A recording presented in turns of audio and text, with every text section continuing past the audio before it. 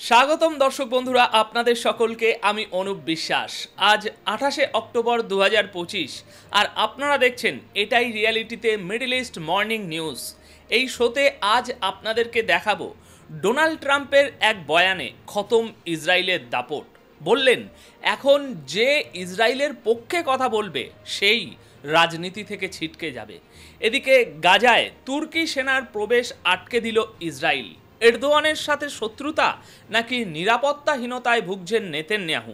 ওদিকে ইরান ও ওমানের সম্পর্কে এলো নতুন গতি। দ্বিপাক্ষিক সম্পর্ক আরও মজবুত করার বার্তা দিলেন দুই দেশের প্রতিনিধিরা এবং পুতিনকে বড়সড় হুমকি দিলেন ডোনাল্ড ট্রাম্প। বললেন যুদ্ধ থামাও, নাহলে আমাদের পারমাণবিক সাবমেরিন কিন্তু রাশিয়ার উপকূলের কাছেই প্রস্তুত আছে। তাহলে চলুন এই খবরগুলো বিস্তারিতভাবে আপনাদেরকে জানাই। দর্শক, আমেরিকার রাষ্ট্রপতি ডোনাল্ড ট্রাম্প আজ এমন একটি কথা বলেছেন যা থেকে পরিষ্কার বোঝা যাচ্ছে যে ইসরায়েলের দাপটের বেলুনটা এবার ফেটে গেছে এবং যারা তার সমর্থন করবে তাদের রাজনৈতিক ক্যারিয়ারও শেষ হয়ে যেতে পারে। যদিও ট্রাম্প কথাটা হাসতে হাসতে বলেছেন, কিন্তু এর অর্থ এবং বার্তা অত্যন্ত গভীর। ডোনাল্ড ট্রাম্প যা বলেছেন সেটাই আসলে নেতানিয়াহুর অত্যাচারের আসল পরিণতি। শুনুন তিনি কি বলেছেন। ট্রাম্প বলেছেন, আমি এমন একটা সময়ে বড় হয়েছি যখন গোটা রাজনীতিটাই ইসরায়েলকে কেন্দ্র করে ঘুরত। সেই সময় যদি কেউ ইসরায়েলের বিরুদ্ধে একটা কথাও বলতো তাহলে তার রাজনীতি শেষ বলে ধরে নেওয়া হতো। কিন্তু এখন পরিস্থিতি পুরোপুরি বদলে গেছে। আজ যদি কেউ ইসরায়েলের পক্ষে একটা শব্দও বলে তাহলে সে নিজেই রাজনীতি থেকে ছিটকে যাচ্ছে। দর্শক, এই একটা ডায়লগ, এই দুই লাইনের একটা বাক্যই ইসরায়েলকে একঘরে হয়ে পড়ার, বিশ্বে তার বিচ্ছিন্ন হয়ে যাওয়ার সম্পূর্ণ কাহিনী তুলে ধরছে। গাজায় 2 বছরের যুদ্ধে ইসরায়েল ব্যাপক ধ্বংসযজ্ঞ চালিয়েছে ঠিকই, কিন্তু এর বিনিময়ে সে অনেক কিছু হারিয়েছে। আমেরিকা সহ হাতে গোনা 2-1 জনকে বাদ দিলে সারা বিশ্বে সে তার সমর্থন হারিয়েছে। আসুন পরবর্তী খবরের দিকে যাই। গাজায় তুর্কি সেনার প্রবেশ আরও কঠিন হয়ে পড়েছে। আজ টানা তৃতীয় দিন ইসরায়েল আমেরিকাকে সাফ জানিয়ে দিয়েছে যে গাজায় তুরস্কের সেনার উপস্থিতি কোনোভাবেই মেনে নেওয়া হবে না। গত 2 দিন ধরে আমরা এই খবরটি আপনাদের জানাচ্ছি, কিন্তু গতকাল 27শে অক্টোবর যে বয়ান সামনে এসেছে সেটাও শুনে নিন। ইসরায়েলের পররাষ্ট্রমন্ত্রী গিডিয়ন সার সোমবার বুদাপেস্টে এক প্রেস কনফারেন্সে বলেছেন যে এরদোয়ানের সরকার ইসরায়েলের বিরুদ্ধে চরম শত্রুতা পোষণ করে। এমন পরিস্থিতিতে তুর্কি সেনাকে গাজায় প্রবেশের অনুমতি দেওয়া অসম্ভব। গিডিয়ন আরও বলেন, আমরা আমাদের আমেরিকান বন্ধুদের স্পষ্ট জানিয়ে দিয়েছি যে গাজায় তুরস্ককে বরদাস্ত করা হবে না। দর্শক, আমেরিকার রাষ্ট্রপতি ডোনাল্ড ট্রাম্পের গাজা শান্তি পরিকল্পনার অধীনে একটি আন্তর্জাতিক বাহিনী গঠন করা হচ্ছে। এর উদ্দেশ্য হলো 2 বছর ধরে চলা এই যুদ্ধ শেষ করে গাজায় একটি স্থায়ী যুদ্ধবিরতি কার্যকর করা। মনে করা হচ্ছিল যে এই আন্তর্জাতিক বাহিনীতে তুরস্কের সেনাও অংশ নেবে, কিন্তু প্রশ্ন হলো কোন কোন দেশ এই বাহিনীতে তাদের সেনা পাঠাতে রাজি হবে। তবে এই সিদ্ধান্ত নেওয়ার আগেই ইসরায়েল নিজেদের তালিকা থেকে তুরস্ককে বাদ দিয়ে দিয়েছে। দেখুন, গাজা যুদ্ধের সময় এরদোয়ান এবং ইসরায়েলের সম্পর্ক একেবারে তলানিতে গিয়ে ঠেকেছিল। তুরস্কের রাষ্ট্রপতি ইসরায়েলের আকাশ ও স্থল হামলাকে গণহত্যা বলে আখ্যা দিয়েছিলেন। তুরস্ক চায় গাজার সম্পূর্ণ নিয়ন্ত্রণ ফিলিস্তিনিদের হাতে থাকুক। অন্যদিকে ইসরায়েল নিজেদের দখল ছাড়তে নারাজ। আর ঠিক এই কারণেই গাজা এখন আর শুধু একটা ভূখণ্ড নয়, এটা মধ্যপ্রাচ্যের নতুন দাবার ছক হয়ে উঠেছে। এদিকে আয়ারল্যান্ডের ঠান্ডা আবহাওয়া আজ এক নতুন উত্তাপের ছড়াচ্ছে। এটা ন্যায় বিচারের উত্তাপ, সাহসের উত্তাপ আর সেই সত্যের উত্তাপ যাকে বড় বড় দেশগুলোও দাবিয়ে রাখতে পারেনি। ক্যাথরিন ক্যানোনি সেই নির্ভীক এবং স্বাধীন চেতা রাজনীতিবিদ যিনি বহু বছর ধরে ইসরায়েলকে একটি সন্ত্রাসী রাষ্ট্র বলে আসছেন, তিনি এখন আয়ারল্যান্ডের নতুন রাষ্ট্রপতি নির্বাচিত হয়েছেন। ক্যাথরিন মোট 63% ভোট পেয়ে একটা ঐতিহাসিক জয় হাসিল করেছেন। ডানপন্থী শক্তিগুলো পুরোপুরি পরাজিত হয়েছে এবং ডাবলিন বিশ্বকে এক নতুন বার্তা দিয়েছে, আমরা ফিলিস্তিনের পাশে আছি। 68 বছর বয়সী ক্যাথরিন তার জয়ের পর বলেছেন, আমি শান্তির দূত হব, কিন্তু অত্যাচারের সামনে কখনো চুপ থাকব না। তিনি আজ ইউরোপের রাজনীতিতে এক নতুন দিগন্ত উন্মোচন করেছেন। তিনি জানেন গাজার ধ্বংসস্তূপের নিচে শুধু ইট পাথর বালি চাপা পড়েনি, চাপা পড়ে আছে অনেক শিশুদের স্বপ্নও। তিনি এটা জানেন যে শান্তির দূত মানে শুধু নীরবতা নয়, বরং সত্যি কথা বলার সাহস।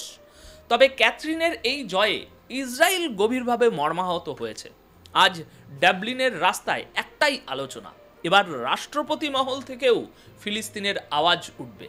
আয়ারল্যান্ড, যে দেশ নিজে শত শত বছর ধরে পরাধীন ছিল, আজ সেই সব মানুষের জন্য আওয়াজ তুলছে যারা আজও স্বাধীনতার নামে পরাধীন হয়ে আছে। এদিকে ইসরায়েলের দখল করা জেরুজালেমে গতকাল সোমবার ইসরায়েলি বসতি স্থাপনকারীরা আবারও আল আকসা মসজিদের চত্বরে ঢুকে পড়েছিল এবং তাদের রীতিনীতি পালন করেছে। ভিডিওতে আপনারা দেখছেন। অথচ এই ঐতিহাসিক স্থানটি সারা বিশ্বের মুসলমানদের জন্য অন্যতম পবিত্র স্থান।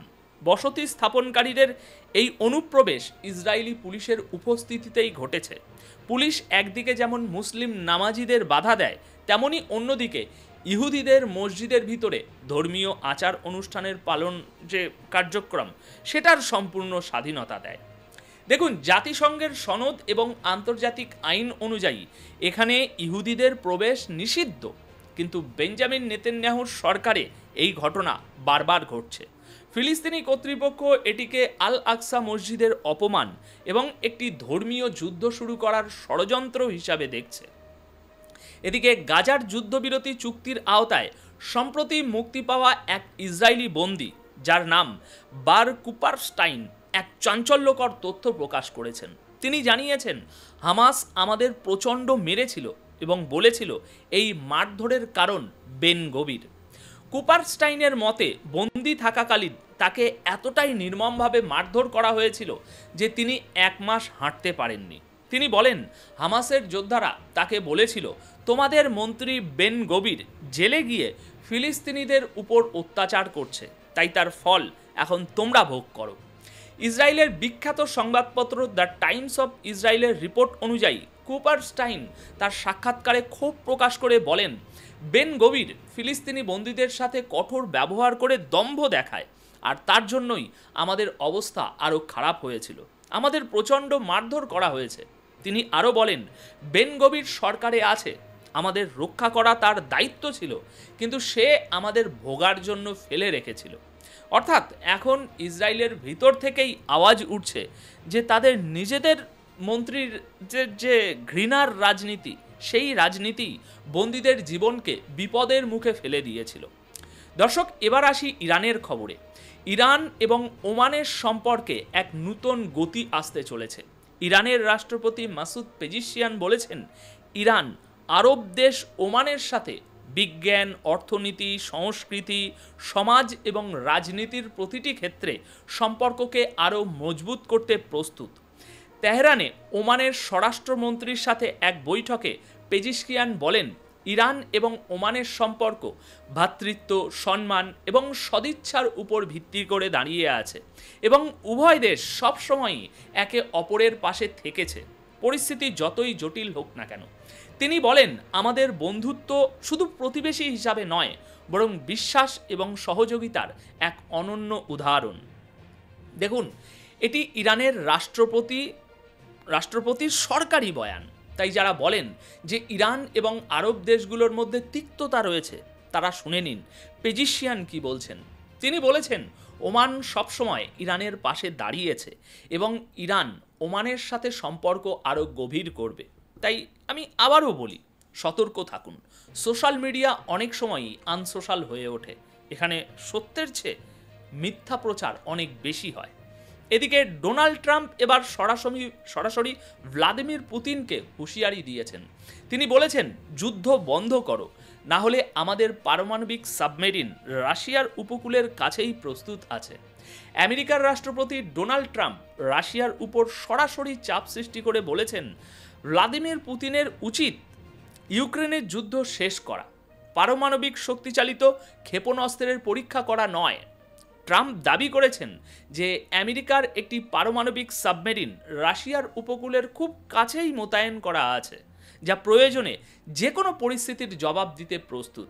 আর এটাকে প্রচ্ছন্নভাবে হামলার বদলে হামলার হুমকি হিসাবেই দেখা হচ্ছে। এই বয়ানটি এমন সময়ে এসেছে যখন পুতিন রোববার ঘোষণা করেছেন যে রাশিয়া পারমাণবিক শক্তিচালিত বুরেভস্তানিক ক্রুজ মিসাইলের সফল পরীক্ষা করেছে। এই মিসাইলটি 14-15 ঘন্টা আকাশে ছিল এবং প্রায় 15,000 কিলোমিটার পথ পাড়ি দিয়েছে। রাশিয়া দাবি করছে এই অস্ত্রটি যে কোনো প্রতিরক্ষা ব্যবস্থা ভেদ করতে সক্ষম এবং তারা খুব শীঘ্রই এটি মোতায়েন করবে। রাশিয়ার পক্ষ থেকে ট্রাম্পের এই বক্তব্যের প্রতিক্রিয়ায় বলা হয়েছে তারাও নিজেদের সুরক্ষার জন্য সম্পূর্ণ প্রস্তুত।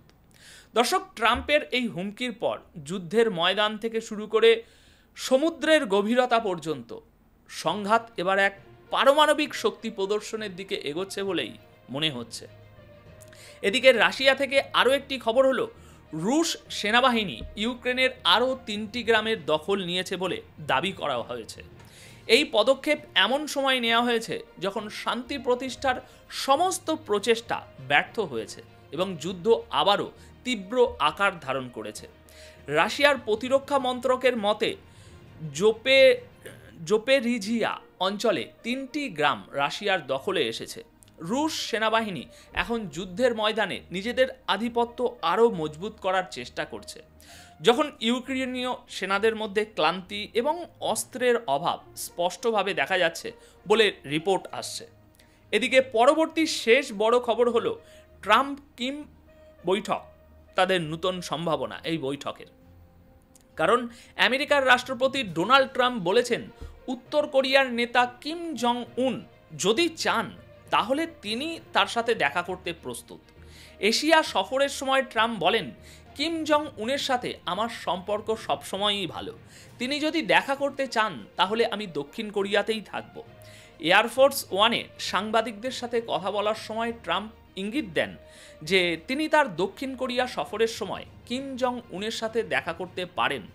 যখন তাকে জিজ্ঞাসা করা হয় যে তিনি এর জন্য তার সফর বাড়িয়ে উত্তর কোরিয়ায় যাবেন কিনা, তখন ট্রাম্প হেসে বলেন, এ বিষয়ে ভাবিনি, তবে উত্তরটা হয়তো হ্যাঁ হবে, আমি আমার সফর বাড়াতেও পারি।